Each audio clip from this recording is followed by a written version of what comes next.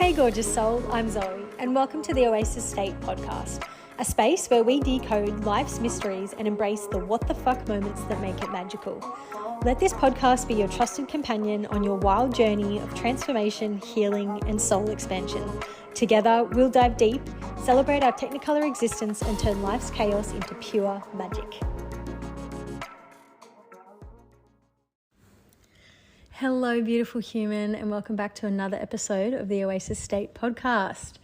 We are on episode 2 of our grief series, and I just want to thank anyone who tuned in to the first episode. If you've listened, you're well aware of how much of an emotional journey it was for me. It was a huge vulnerability share and something that I've been wanting to share for years now. My dad passed away 2 years ago, and I've just been in this huge grief process since, and I could feel that need for that conversation to come, and I'm just so grateful that I did it. Honestly, that was a week ago, and I just feel like a new woman. And you've got to celebrate the highs in the grief journey, and also just a disclaimer, like 2 years on, it's not like you just live and breathe grief. I feel like when it first happens to you, you're like, there is absolutely no way I'm ever going to come out of this horrible, dark, scary vortex. But now 2 years down the track, obviously I love my dad so much and I think about him often, but you're just not on that completely debilitating frequency anymore. But you do still have little waves of it. Like it's a relationship with something that you need to learn to, it's a lifelong thing is what I'm trying to say. So I definitely feel like the first episode of this grief series that I recorded was just super, super cathartic for me. That was about a week ago, if I didn't already mention that. And today I was looking through, I'm staying at my mum's at the moment, and I was looking through her old recipes. You know how parents are so cute and they'll keep like little written down recipes. And at the time I'm recording this, it's, it's Christmas in a week. I didn't realize. And I was looking for an old family recipe for tomato relish that I want to make for my friends and family as presents. And I opened a slip of like really old, brown paper almost. And it was actually my dad's handwriting, and he'd written out his famous pasty recipe on that piece of paper, and my mum has kept it. But it was actually a really, really beautiful moment because I didn't have that usual complete trigger of just, debilitating hopelessness and fear and sadness and loss. And that's not to say I'll never have that trigger ever again. But I just think taking that opportunity to really share my story with the intention of helping other people as well, it's really transmuted some things for me, and it's brought me back into a higher frequency with my relationship with grief. I feel like prior to recording the first episode, I was still very much in a victimhood mentality, and that's, I'm not beating myself up, and if you are listening and you feel victimized by your grief, fucking oath, like of course you feel victimized by your grief. It is one of the hardest journeys that we'll ever go through in our life. I just mean with the victimhood, there's triggers that happen to me, or there's portions of my grief journey where I just feel so out of control with my grief, and that's why I feel like a victim, because a victim doesn't feel empowered.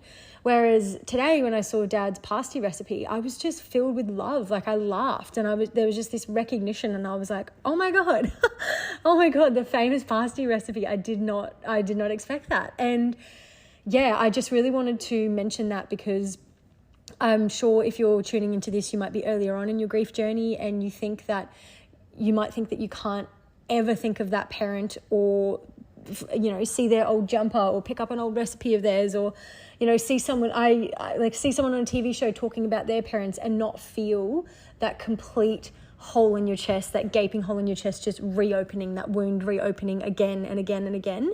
But I promise you, over time it does heal. And like I said, I'm not expecting to go through my life and never having a grief trigger ever again, but I'm getting better at having the spiritual toolkit to come and clean the wound and mend it so it can heal again, and maybe there's a bit of scar tissue developing there, so it's not just an open gaping wound all the time. So yeah, it's really interesting on your grief journey. You'll just have these little moments like I did today with the pasty recipe, and I'm like, wow, how cool is that? I actually just feel so calm and so full of love and just so connected to my dad, but not in the ways where it causes me a lot of heartbreak, you know? So I'm just a bit distracted. If there's any background noise, there's actually a huge storm rolling in, and I do have the fan on because I'm in Queensland and it's like 5,000,000% humidity. And then there's a storm outside, and then I'm distracted because like there's a big thing flying around, but I think it'll be fine. I'd prefer not to stop this recording if I don't have to. So I'll just won't look at it and it's not there. Okay, so like I said, at the time I'm recording this episode, it's a week before Christmas, and that has completely crept up on me. But I was just on a run and I was like, okay, what am I going to do for my second episode for the grief series? And I was like, how perfect is it that we're coming into the festive season? So I thought I would sort of share when I finished the first episode of this grief series, I actually didn't anticipate that I would talk about anticipatory grief. It's so in depth, but it really did make me realize how much grief was there before I actually had to go through the grieving process. So again, if you haven't listened to that episode, please go back and do. It's quite an emotional one, but I think it needed to be. It's a long one. It goes for an hour. And I think sometimes it's just important to actually just sit in that rawness, and you might cry too while you're listening, but it's all part of the journey. It's all very cathartic and healing. And I was mentioning in that episode that you're already so emotionally burnt out by the time you get to the point of grieving your parent because of all this anticipatory grief. And I mentioned a few times as well, just to be mindful that when you are going through your grieving process, that when it's right at the start, within the first few weeks of losing a parent, that you're sort of like straight into autopilot and fight or flight mode because you are organizing the wedding and sorting out affairs and, you know, getting the cremation sorted, etc. So that's sort of, I don't want to keep repeating what I've already mentioned in that episode, but if you need to know anything about that initial shock of the grief, I did cover that, and the anticipatory grief. I did cover that in the first episode. And now I just wanted to jump on and sort of talk about the grief journey.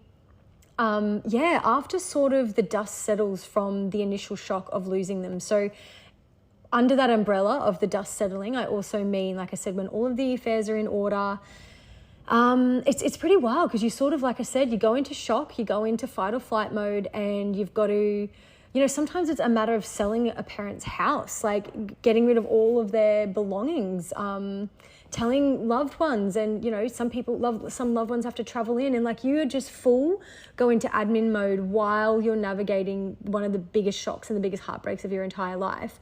So it's likely by the time the dust has settled and all of your affairs are in order that you are just absolutely physically, emotionally, mentally, holistically, let's just say that, holistically, absolutely burnt out. Because on top of that, you've had anticipatory grief, and then you've gone into the grieving process, and then I call it bereavement burnout because you are just so busy and also emotionally just holding space for a lot of family members, and then so busy with the admin and the logistic sides of things. So when you get to this point on the grieving journey, oh my God, you are just so surprised you're still standing. And if you're not still standing, that is also completely fine. So you want to practice so much self-compassion in this time. Once, quotation marks, the rest of the world doesn't need you anymore, you need to take some time for yourself. You need to prioritize yourself. And I sort of just paused on that because I was like, I want to make a second point and a tangent on that of when the world doesn't need you anymore. You really need to be okay with setting boundaries during this time, because like I said, if you hit that point and you know, I don't know where you are in your grief journey, but you might know the exact point that I'm talking about, or you might be navigating it now.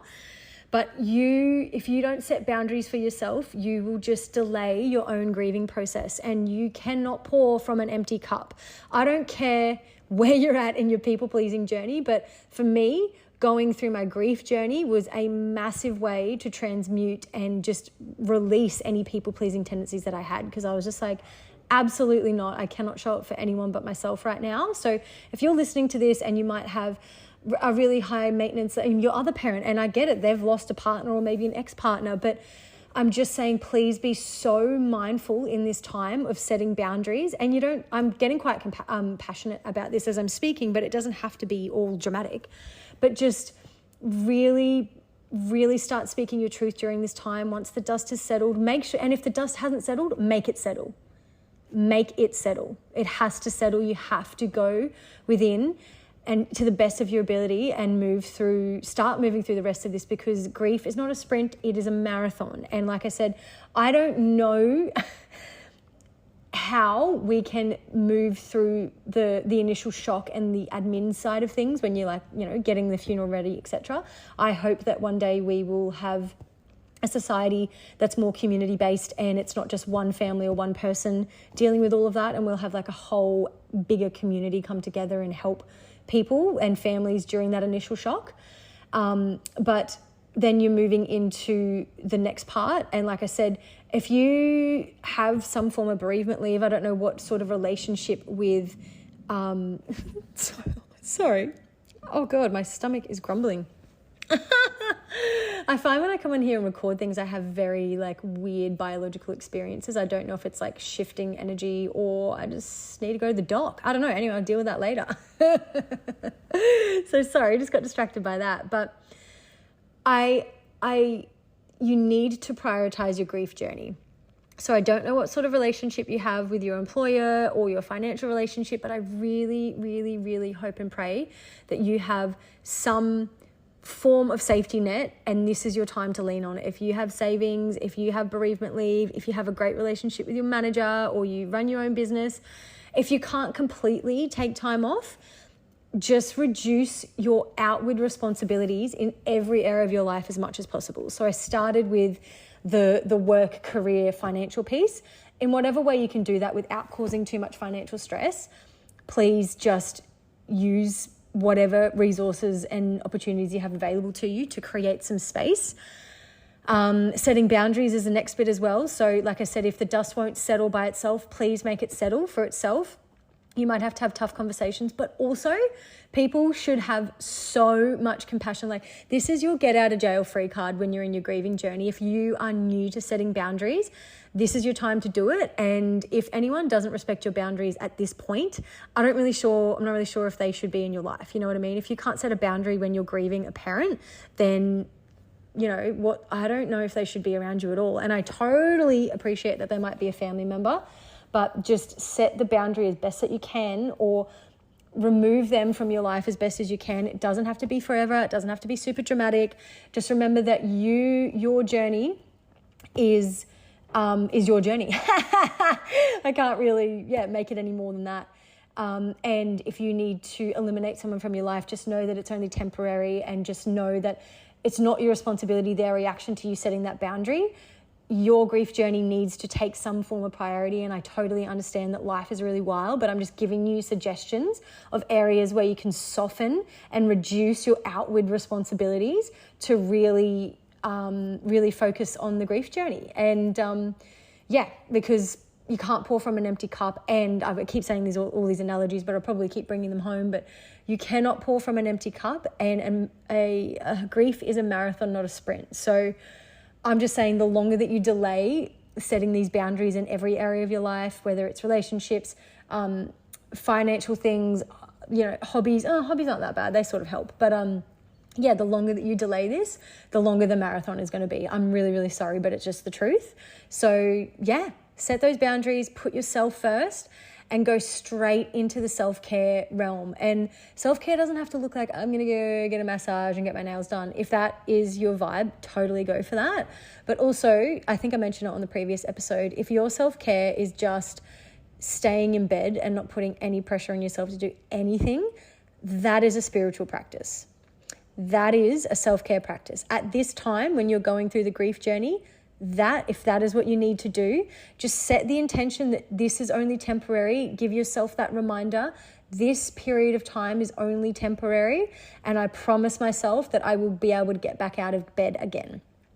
And then come what may, and then go to bed that night and you might wake up and you might actually feel great and you might get up. But I'm just saying self-compassion is your compass throughout this whole like the initial grief journey, but it's not the initial bit, like after the aftershock, you know. And then, yeah, if you're feeling great, like I said, celebrate the peaks and then love yourself and have so much compassion during the troughs. And it's not linear. Yeah, it's not linear. You can't control it. It's like you're on a bucking bull, like the grief is the bucking bull and you're on it.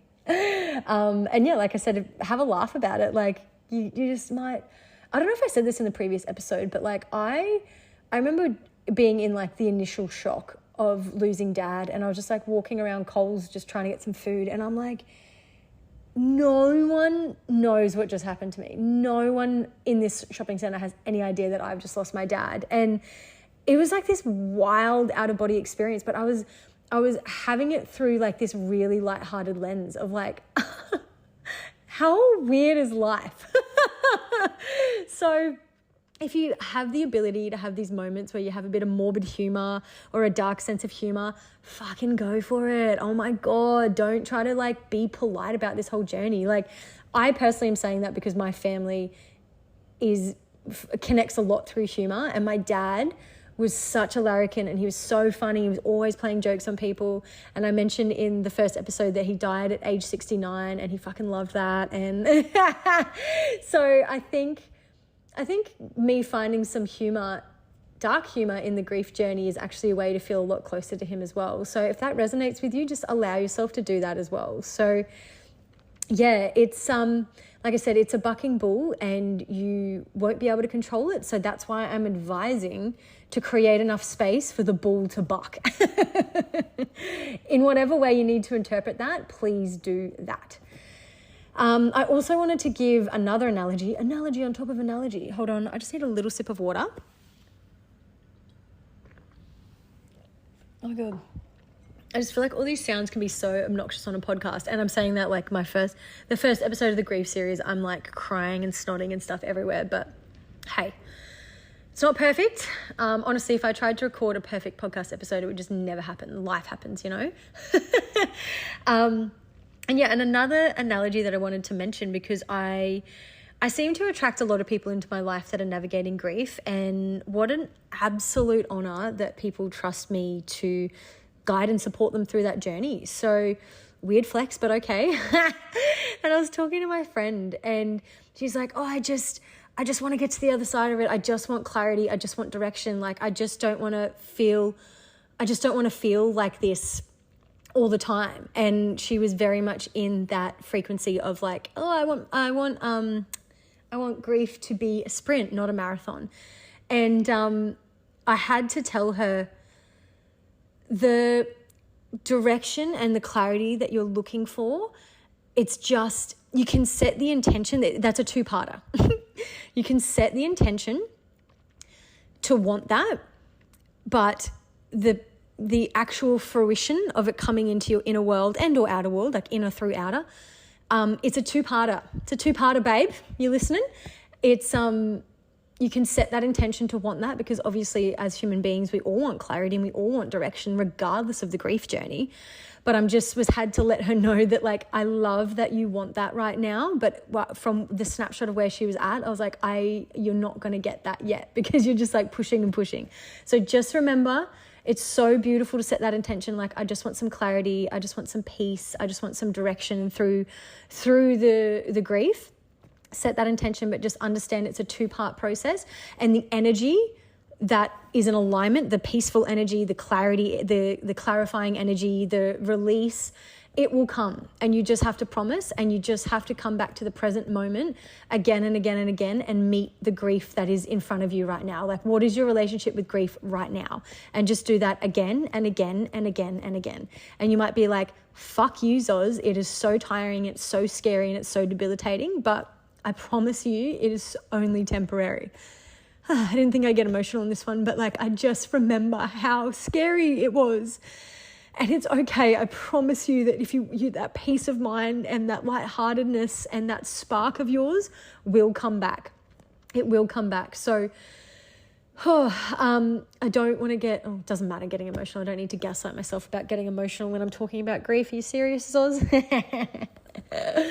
Okay, so I just wanted to mention that. It's like, yes, set that intention of like what you, I suppose like what do you want to get out of the grief? But just know that it is a marathon. And I'm not saying that to, sorry, I keep getting messages pop up on my phone. At the moment, I'm moving into my beautiful, amazing new studio in mid-January. So I don't have my mic or anything, and I'm recording these podcasts on my phone. And I don't know, if you put it on Do Not Disturb, do the messages still come through? I don't know. I'm doing the best that I can until I've got my home set up again, and then I won't get so distracted. So thanks for sticking around, team. And I'm not looking at my phone, but then I get the little thing and I look and anyway, I digress. I'm not saying it's a marathon, like it's a incredibly disempowering thing. But I'm just saying that like you resisting where you're at in the grief journey is going to cause you more discomfort than just leaning in to the grief. It will not swallow you whole. It might feel like it will, but I promise you, a light will find you. I promise you that the spark will come back. And the longer that you try and control the grief journey, the harder it's going to be. I don't know how else to say it. Like the resistance, and the fear of the grief journey is actually worse than experiencing the grief. And you're like, what do you mean experiencing the grief? Like you might not have much experience with emotions. Literally, all the grief is just taking some breaths, getting into your body, and just being present. It's literally just one moment to the next moment to the next moment. Like that's all you need to do on the grief journey is just take some deep breaths, remind yourself that you're safe, let the tears come, let the this come, let the that come, and just show up again and again and again, moment to moment to moment.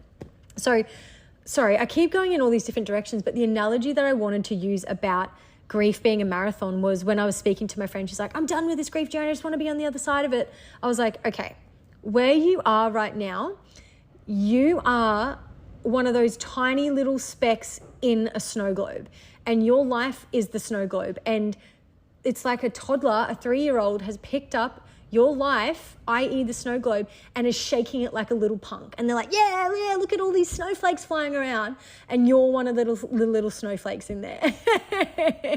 You're one of those little snowflakes. But I promise you, so you don't know what's up or down right now, and you're here, there, and everywhere, and you're getting dizzy, and you're crying every day, and it's all smoke and mirrors. You don't know what is up or down. You don't know when this fucking toddler is going to put the fucking, sorry, I keep swearing. You don't know when they're going to put the snow globe down. You don't know, but I promise you that little toddler is going to put the snow globe down, and your life will settle again, and the dust will settle again, and you will be able to find the direction, the clarity, the peace. You will be able to smile again. You will be able to laugh again. Like I said, use the dark humor, and then it will turn into light humor. I promise you that the sun will rise again. It is rising every single day, but the sun within is going to rise again. So just let go as much as possible and just be like, woo, I'm this little snowflake in the globe, and just let go. Just let the grief journey be what it needs to be.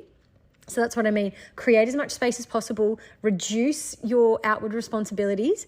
Self-care like it's your full-time freaking job.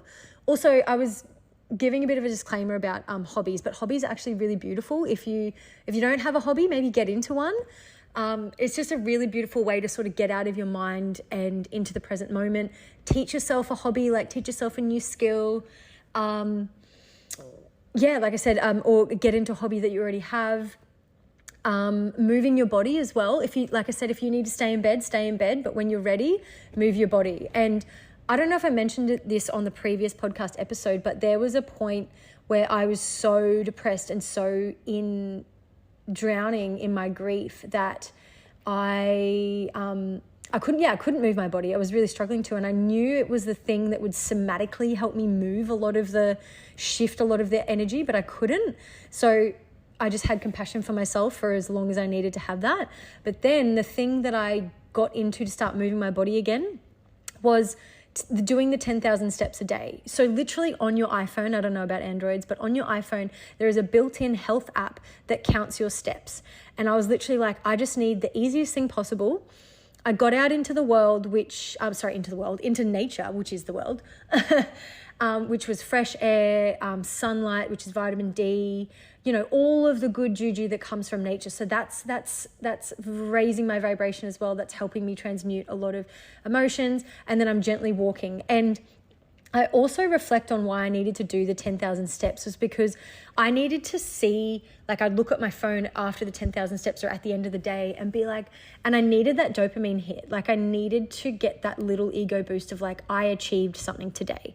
So if that resonates with you, just commit to your 10,000 steps a day on your health app, or you can download one of those pedometer app thingies. And I promise you, getting that little dopamine hit of look, I hit 10,000 steps. You need that gratification because you can't totally rely on your own self-motivation at this point because you're drowning in your snow globe marathon grief thing. So move your body when you can. Like I said, maybe do the 10,000 steps. Also, just things like yoga, just honestly anything, guys. Just be so compassionate with yourself and whatever you want to do. Oh, hopefully I haven't been talking too close to the thing and just kind of spitting everywhere. Sorry, guys. So, yeah, and now I want to segue into talking about, sort of the firsts that come up. I found the first year of me not having my dad in my life were the hardest. And it's so beautiful that I'm recording this around the festive season. So Christmas Day for me was actually okay because my parents were divorced since I was 3 years old, and I used to spend Christmas Day with my mum. I don't even know how the tradition came along, but dad would sort of be a Boxing Day thing or closer to New Year's. And I mentioned I had a complicated relationship with him anyway. So my mum has definitely been the more solid parental figure. And so Christmas Day was okay. But the weird trigger that I had around this time was the year that I lost dad in September. And then I was around New Year's of that same year. I had the worst trigger of grief because I, for some reason, was so terrified of leaving dad in the year 2022. I was like, but if I go to 2023, he's staying in 2022. He's never ever lived in 2023, And I just want to say that because it doesn't even make sense, but it does. If you're on your grief journey, you'll understand that sometimes there's these weird triggers and there's these weird abandonment wounds that come up and anxiety and triggery things. And I just wanted to mention that because I expected Christmas Day to be really weird and sad and somber, but it was actually New Year's for me. I was like, I don't want to leave him behind. I don't want to leave him behind. No. I don't want to go to 2023. And so I just want to let you guys know that if you're listening to this, in the next 7 days before Christmas, and you might have almost another wave of anticipatory grief because you're coming into these beautiful days where you usually maybe spending them with a parent. I just want you to use that advice of coming back to the present moment with your grief. It might be a really hard day, but it also could be a really fun, lighthearted day. You might actually feel their presence with you because they're always with you. And that's another episode I'm going to do. But you might actually feel your parents' presence with you and not in a way where you feel that loss. It's where you feel that connection to them. So I invite you to just come back to the present moment as much as possible in this lead up to the festive season and set the intention that the day can be say to life, show me how beautiful this day can be. Show me how beautiful this festive season can be, even without them.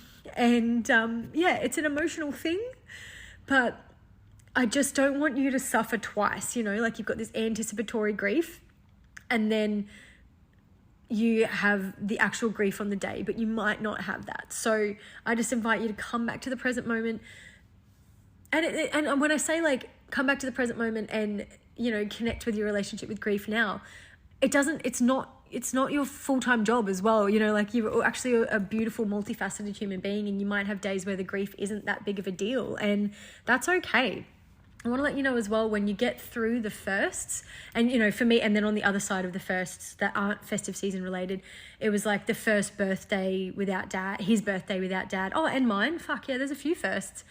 And then the first anniversary. So they all can cause you some anxiety, and I want you to know that if they do, that is completely, totally normal. And also, if they don't, that's okay. I feel like as well, when I was sort of, when the grief wasn't completely consuming me anymore and it wasn't my full-time job to grieve, you almost feel guilty. You almost feel like, oh God, I'm moving on, or I don't love them enough, or whatever. But the point of the grief journey is to evolve and realize that the grief that you felt was just equally proportionate to how deeply you loved them and how deeply you loved having them in your life. So when you get to a point where you just feel the love, then that's beautiful. Like, you've done it, babe. You did it.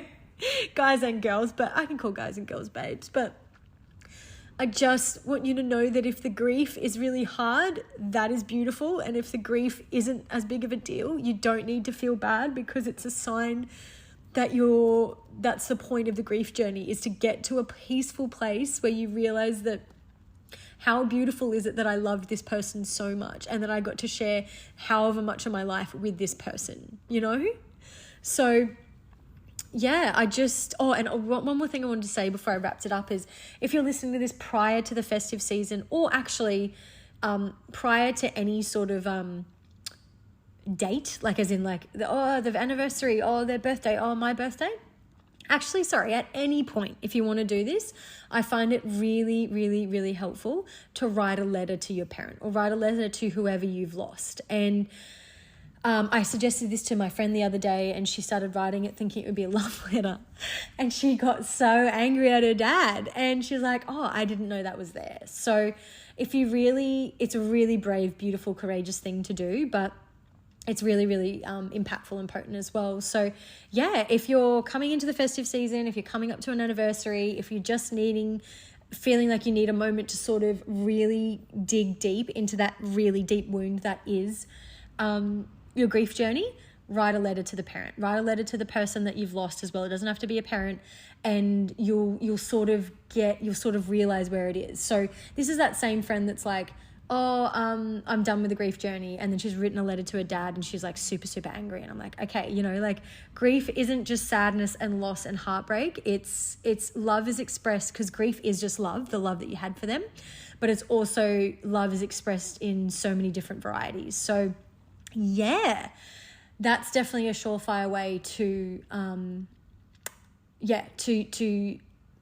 sort of, what do you mean, like fast track your relationship with grief? I don't know the wording for it, sorry.